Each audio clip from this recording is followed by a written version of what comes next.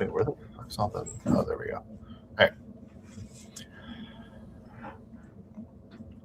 Well, it looks like the Lightning lineup might get a boost from not one, but two key players within the next week.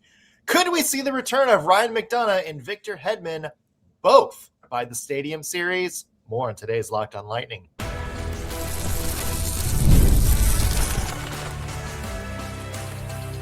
You're Locked on Lightning, your daily podcast on the Tampa Bay Lightning, part of the Locked on Podcast Network, your team every day.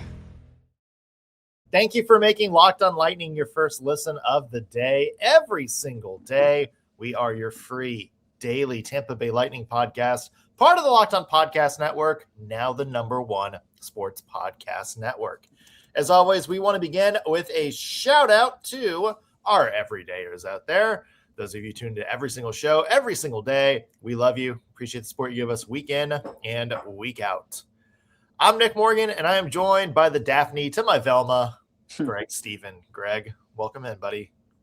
Welcome in. This is a bright Thursday, game day, and a couple guys looking to return to the lineup potentially here. Yeah, home game against the Winnipeg Jets. It is the last game before Saturday's Stadium Series. And it looks like we could see the return of Ryan McDonagh tonight. A little bit more about how he fits in the lineup, but that's not all. Victor Hedman back on the ice for practice, wearing a non-contact jersey, but neither John Cooper nor Victor Hedman ruled out the possibility of him playing in the Stadium Series this Saturday. So we'll look at his return. Also key to beating the Winnipeg Jets tonight, and the dreaded picks and predictions, where he'll once again try to tackle the over-under that has screwed us so many times this season. A lot to get to on today's show. But first, let's dive in with the big story right off the bat. Practice yesterday, we saw Ryan McDonagh on the ice, Victor Hedman on the ice, also in a non-contact jersey. Ryan McDonagh, though, led the team stretch and got the stick taps, which is usually, going by the Tampa Bay Lightning's history, a sign that that player is going to be playing the next game. Yes. So, Greg, I would say if I was a betting man, I would put money on Matt Truck being back in that lineup for the Tampa Bay Lightning tonight against the Winnipeg Jets. I think that's a safe prediction to make based on your evidence. I'm with you. And but see, here's my question for you. Do you like that? Do you like that they're going to come back before the Olympic break? Both of these players. Well, I would say number one, I don't know if we know Hedman's status yet. We're going to talk about it in a little bit. But for McDonagh, it couldn't have come at a better time, because who just got put on injured reserve this week? Dastu. Oh, Dastu. I didn't even see him go on IR. That's crazy. He's on IR. So that was Eric Chernak's partner for a long time while McDonagh was out of the lineup. And Greg, you and I, when we were talking about like the defensive returns and everything like that, we talked about, McDonagh and Chernak going back together because that's sort of been the stable line. And then you have Dastu maybe with Victor Hedman on that third pair. So it really sort of worked out here, because now you have the pair that you were going to have anyway, kind of getting maybe a week together before another long extended winter break. So for me, I actually think this is a great thing for McDonagh to come back right now. Yeah, because he gets his guy back. And I'm with you. I think the only reservation I have about it is that I would prefer them be 100% healthy, and maybe that's the case. Maybe that is the case. But I don't know. I think with Hedman, as far as he is concerned, I think, when we'll get to this more, but I just think that with how well Raddysh has taken on his current role, it's a much more difficult return as far as lineups go, I think, personally. I don't disagree with that at all. As far as McDonagh goes, though, I'm with you. I think, getting his partner back, perfect. And I hope we see him tonight because we know McDonagh is a dog, and he's a lockdown guy. He and Moser are kind of the same player to me in a weird way. And I see Moser as like the younger version of McDonagh. They're just locked down defensemen that don't necessarily need to put up a ton of points to show you how great they are, but they will shut everyone else down. I agree with that 100%. And I think that is a good comparison because they kind of play similar roles. And look, McDonagh has had some good history of sort of being more of an offensive guy. Moser hasn't shown a lot of that yet with the Lightning, but he's got it in him. But I think that's an interesting comparison, and I think they both bring a lot to the defensive side of the ice. Let's talk about Victor Hedman, because you do bring up that point of not rushing people back in the lineup. We talked about it when we talked about the returns. I think it would be stupid to break up Raddysh and Moser at this point. Yeah, me too. I don't think Victor Hedman is going to be back on that power play one. The only thing, and somebody actually brought this up on one of our YouTube comments the other day, that Darren Raddysh can stay on power play one. Victor Hedman can still be on there. Like, he could still be like a distributor and everything like that. But I don't think he's going to necessarily be like the one defenseman on like a 4 unit anymore. Right. But I will say this. If you are going to have Victor Hedman return, what a better way to work him back into the lineup than in a situation where you don't really need him to be the number one guy. Because the Lightning already, as we mentioned, have a number one shutdown line right now. And if McDonagh and Chernak are back, they're sort of the second shutdown line. Yeah. And so now I feel like you can put Victor Hedman on the third pair, and I think you can use Victor Hedman a little bit more and pick and choose where you want him to be, like more sort of in a intentional role, so to speak. I don't think you need to force him to be like a 22, 23 minute a night player like he's been the past several seasons. You can just put Victor Hedman out there in offensive situations or neutral zone situations. Maybe keep him out of situations where he's going to be playing, stuck playing a lot of minutes, going up against a lot of physical battles. Mm-hmm. I think this is a perfect opportunity for that. I like that a lot. Yeah. And we kind of talked about how that's sort of how Raddysh was used, actually. And more specifically for Raddysh, it was a very offensive use, and it was very niche. But yeah, I think you can use Hedman however you want. And I think it would be silly to break up the top pair, just like you said. Yeah. I don't think that's the play by any means. I think that's maybe one of the worst things you can do to the defense right now. I am nervous about how much change is going to happen to the defense right now with Dastu out, McDonagh returning, Hedman maybe returning soonish, we'll call it. It's a lot of change. And this team's done well with all that change, right? I mean, we've talked about this a ton, like throughout the year, whether it's offense, defense, it doesn't matter. They've looked good with dealing with this. And it's not a huge concern, but I do think it does mess up a lot of the chemistry. And that's why I think it is even more important to maintain that top line for the defense, I mean, because you need at least one line that knows and is stable, Yeah. And you know what? Let's dive into that actually a little bit here in terms of chemistry and maybe where you would see see somebody like Victor Hedman right now without sort of disrupting chemistry and how you would use them. Let's talk about that, and also some keys to beating the Winnipeg Jets tonight. We'll also have picks and predictions coming up, all when Locked On Lightning returns.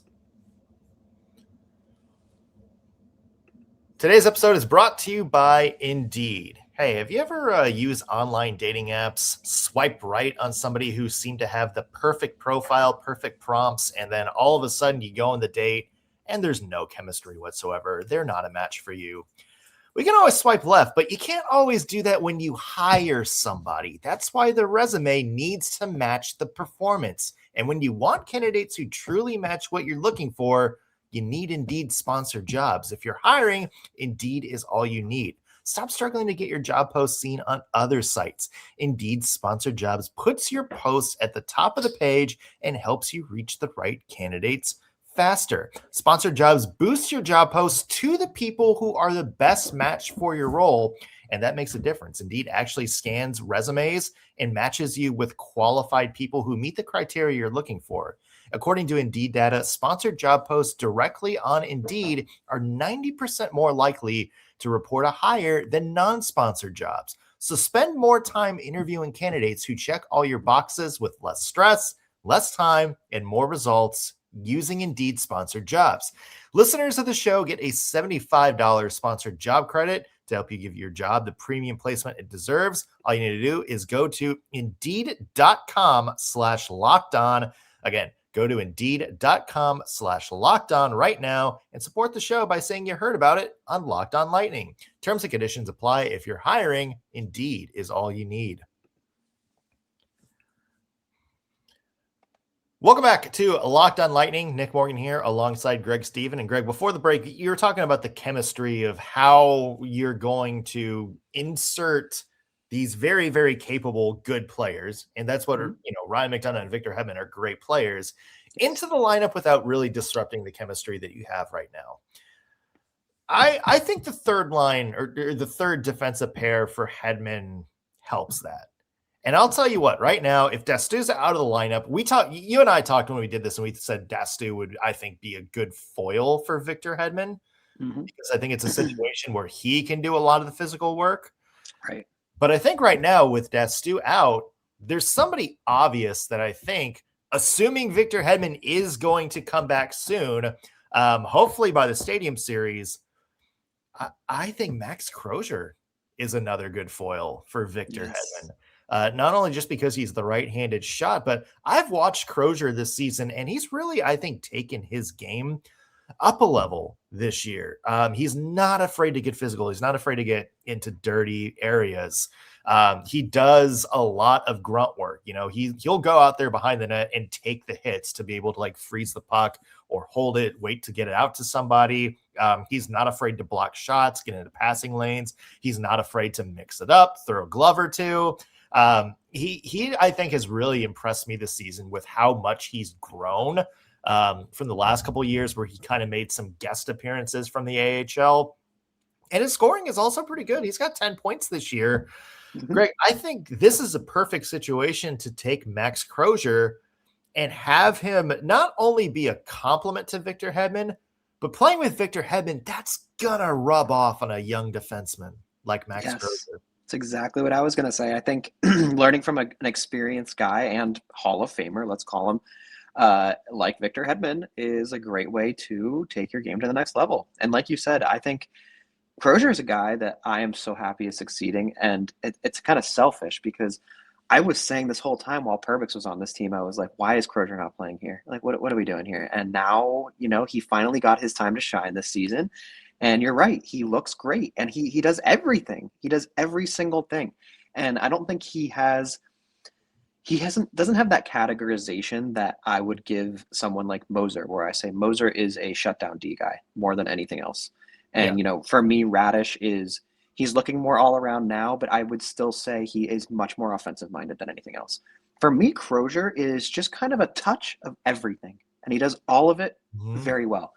And I like that a lot about him. And I think Hedman will help him develop everything. And I agree with you 100%. I think that's a great pair. I would 100% run that. And also, with Mac returning, I think you're learning from just veterans, period. Even if you're not playing with them.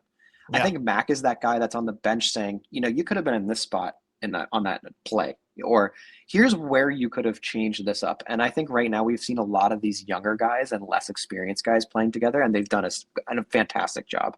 But now you pour in the two vets again, and I think it's going to bolster this defense a lot. And it's already been really good. Just saying. Yeah, it's been fantastic. And I agree. I do think just having Victor Hedman back in the building, and I know he's probably been in the building, but having him on the ice for practice, maybe leading some drills, you want your captain out there, man. Yeah, absolutely. You want 100%. your captain to kind of be the lifeblood of your team. And that's why I think just having him back at practice and skating, that's huge for this team. It's huge for morale. And again, I think you look at the way the roster is, and, you look at what John Cooper has been able to do this year without some of these guys. I do think there's ample opportunity for John Cooper to find a way. It's like we are putting our big guns back in the lineup without having to disrupt what's working right now. I think there's plenty of opportunity for that. And God, like let's say like the Raddysh Moser combination does continue doing gangbusters throughout the year. Let's say McDonagh comes back with Chernak and those two have their own magic. Imagine a team with Victor Hedman on its third pair. Yeah. You talk about depth maybe being why they've lost the last couple Stanley Cup playoff series. Mm-hmm. Well, how's that for depth, man? One of the best defensemen of our generation is on your third pair and still a year removed away from a very, very, very solid season. Yeah. Look, dude, I'm so excited. I think this is exactly what this team has needed in the playoffs. Outside of just general grit, like the defense needed some improvement. And I think this season we've seen dramatic improvement. And like you said, with Hedman's on your third line, I mean, you must have a pretty solid top six on defense.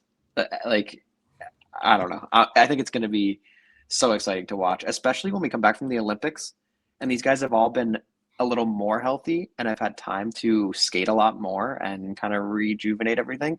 Mm-hmm. It's going to be spicy these last 30 games, let me tell you. Yeah, I can't wait, and I cannot wait to see maybe if there's a complimentary move or two, coming down the pipeline to maybe really bolster the Lightning standings.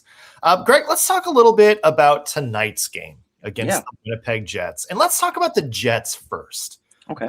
Because this time last year, they were on the run to be the President's Trophy winner, best team in the NHL. They had Connor Hellebuyck, best goaltender in the world, one of the very few goalies in the past 50 years to win the Hart Trophy.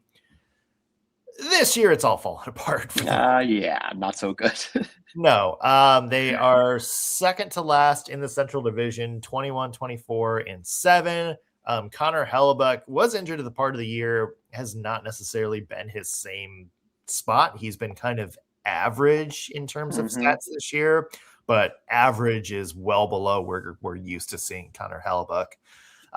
It is a team where they cannot score. They are having trouble defending, and the goaltending hasn't been there. And it seems like there might be some roster upheaval coming sooner rather than later with a couple of guys, including Mark Scheifele, maybe being mentioned in trade talks. So, Greg, what do you see when you look at the Winnipeg Jets? I'm seeing a collapse, man. It's not so good. Like you said, they cannot even score right. Like, they're 21st in the league for goals for with 2.92. Not so hot for a team that was so dominant last season. Even like their power play, it's 18th in the league, 19% conversion, and they allow 3 goals against the game, a little over 14th in the league. Just everywhere. Nothing about their team is excelling right now. And they don't even, I think they only have 3 players maybe that have 60 or more points, which is not the path to success. They have 2. They have Mark Scheifele and Kyle Connor, who are both scoring really hot. Josh Morrissey too, right? Is really he's at 42, but he's really good on the blue line. And then you have Gabe Vilardi, who's been, I would say, maybe he's been considered the solid here. Yeah, the question is, everyone else beyond those people have been good at best. And Jonathan Toews, that signing has been a unmitigated disaster. And I think a lot of people in Winnipeg will be the first to tell you that. That's not like an outside take looking in. I agree. There's been a lot of guys, like Nino Niederreiter, who did a lot the past couple of years and are a reason why they were the hottest team. He's not nearly as close as, where he should be right now. Neil Pionk, Dylan Sandberg. Lightning legend Nemesnikov. Yeah, like there's just a lot of people that I think they were counting on to have big years that haven't done that. That's kind of the big story of the Winnipeg Jets is like last year, I think everybody kind of had their, President's Trophy winning year under a microscope and kind of looked and pointed and said, look, this is just a team where everything has seemingly gone right this season. And now I think that not everything has gone right. Now, obviously, some players are still hot, but there's certainly, I think, a lot of luck or overperformance that is not there this year that has been in years past. Now I think we're seeing them for what they are, and that is just a team that is very top heavy with not much going on behind it. Completely agree with you. And I feel bad for Hellebuck too, because I think he's kind of getting left out to dry. I think the numbers for him are not what they should be if his team was playing well. That being said, I will say the Jets have slightly turned things around recently. They're 6-2-2 in their last 10, and they did win their last game. So this is not a game I take lightly if I'm the Lightning. No. I would consider this more of a trap game than I think a lot of the other games that we've considered traps, where I think the Jets are more capable of beating the Lightning than some of the teams we've labeled not. I don't know. I labeled the Columbus Blue Jackets a trap. That's fair. That seemed to be a very. It was absolutely a trap. Yeah. And you know what? Hey, I labeled St. Louis Blues a trap too. And then look what happened there. So that's true. There is, I think, a couple of keys for the Lightning to win this game. And one thing I think they need to watch out for. Let's get into that and picks and predictions when we come back. Today's episode is brought to you by Rocket Money. Let's be real. Managing your finances can be stressful. Between all the subscriptions you forgot about, the bills that always seem to keep going up, and trying to figure out where all of your money actually goes each month, it's easy to feel like you're losing control. And who has time to track down every transaction and hunt down fees anyway? Well, that's where Rocket Money comes in. It's the personal finance app that helps you take control. It finds and handles your unwanted subscription, monitors your spending, and helps lower your bills so you can actually grow your savings. I love how easy Rocket Money is to set up. All you have to do is link all my accounts, my bank accounts, my credit cards, 401k investments, all of that, and it categorizes all my spending for me. So it's easier to set budgets, goals, get personalized insights, and receive real-time alerts for large transactions, bills, and low balances. And like I said, the automatic transaction is a game changer. You can finally see where your money goes each month. And also, it lets you cancel subscriptions right through the app, so you don't have to go hunting for customer service numbers or sit in long, weird AI bot queues to try to get some help. It even consolidates your checking, savings, and loans and investments into a single dashboard, so you can get a clear view of your entire financial picture. So don't let this opportunity fall through the cracks. Let Rocket Money help you reach your financial goals faster. Join at rocketmoney.com/lockedon. Again, that's rocketmoney.com/lockedon to get started and take control of your finances with Rocket Money. We're back on Locked on Lightning. Nick Morgan here alongside Greg Steven. Greg, let us talk about tonight's game against the Winnipeg Jets. We talked a little bit about the Jets and coming into this game and how they might be a little bit of a team to watch out for because they have been hot lately. What's your one key for the Lightning to beat Winnipeg tonight? Tonight, I think it's let's let the offense go, man. I think we can just light this team up. Morrissey is their top defenseman. Outside of him, I just don't see so much strength. Everyone on that team is minus, and other than DeMello, and I think you can just dominate their defense with our powerful offense. So that's how I look at it. I think shots on goal, keep the puck in the zone, dump and chase. That's the keys for me. Yeah, I'm with you there. My key kind of ties into that is that Winnipeg's a physical team. Mm-hmm. And I think you have to do some things to expect physical battles in this game. And like to your point, this is where I think forechecking tonight is going to come in huge. And I think you're also going to expect some aggressive forechecking, some aggressive hitting. And I think you have to keep that in mind when you're putting this game plan together. You might need to release the puck a little bit sooner, rely more on your speedy passing, because if you don't, you have the potential to get lit up by one of their big forwards or physical defensemen.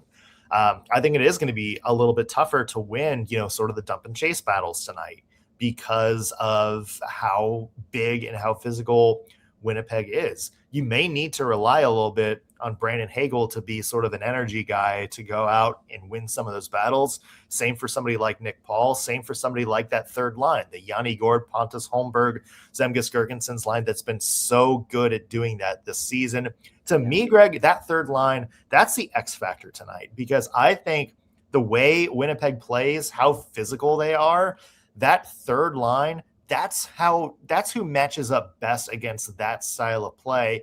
And if they're able to go out there and do that dirty work for Tampa Bay, that is, as you said, is it's going to free up Kucherov and, those players to play their style of game. Yeah, and just like you said, that line, that's like the third line's entire vibe is the physical grit grind game. And you're right, that's exactly what it is.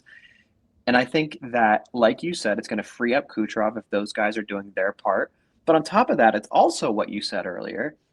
The Jets really just don't have much depth, man. And it just gives the Yanni line an opportunity to really thrive, because I don't think anyone they're going to be matched up against is going to be super elite by any means. And I think that this gives that line an opportunity to really shine. Yeah, I'm with it there. All right, Greg. Shall we do it? Shall we do some predictions? We're doing it. Okay, here we go. We're doing it. All right. Over under tonight, according to our friends at FanDuel, it is not coming up. So let's start with this. Let's tell me a player that you think is going to score a goal tonight. Okay. I was thinking about this morning. Who do I think is going to net one tonight? I'm feeling Jake Gensel today. I think he's due. He's got 4 goals in his last 5 games, and he's kind of been on a small tear. And I think with Cooch, how he's playing, and he's been setting up a ton of spicy plays lately, I'm thinking it's happening. And I'm going to call it. I'm going to be more specific. I'm going with a Jake and Bake power play goal. Ooh, okay. Yeah. I know that's super specific, but I'm just going to roll with it. No, I love it. Yeah, and you know what? My pick is also going to be very power play related. Okay. And it's Darren Raddysh. Okay. And a Darren Raddysh bomb? Yeah, I'm going a Darren Raddysh bomb on the power play. Okay. I think that combination's been working. I saw how good, Nikita Kucherov has been setting him up. And I'm rolling with it tonight. And it's also, you look at Winnipeg's power play or Winnipeg's penalty kill, and it's, kind of on the bottom side of the NHL average. I think, Tampa's power play, even if Hellebuyck plays, is going to have a chance to get a lot of good pressure on net. So, yeah, I'm going Darren Raddysh. Nice. I love that. Yeah, especially after we saw last game with Cooch just pumping the passes over to the point and Raddysh just cranking like 5 in a row until they go in. Yeah, they found the combination. All right. Yeah, so it works. So you said Jake Gensel. He's plus 155 to score a goal tonight, according to our friends at FanDuel. Darren Raddysh plus 380. I'm smashing that 380 button, man. Yeah, that's a good one. All right. Over under tonight, 5.5. Going to the over or under? I'm gonna go with the over. I think I'm usually the over guy, aren't I? Yeah, I'm gonna go with the over. You are the one that's more optimistic about scoring. I'm the defense guy. Yeah, that's true. I'm actually gonna go a little bit lower. I think if Hellebuyck plays and the way Vasilevsky's been playing, I do think we see maybe a little bit more of a solid defensive battle. I would say I'm either going to say 3-1 or 3-2 tonight is the final score. I'm going with like 4-2. Okay. I think there's going to be an empty netter. Not like an offensive juggernaut game, but still. No. I don't think it's going to be some kind of blowout. I don't think it's going to be some kind of shootout. I think it's just going to be 3-2. They're desperate. Lightning put an empty netter in. That's my prediction. Sure. There you go. Okay. I like that pick.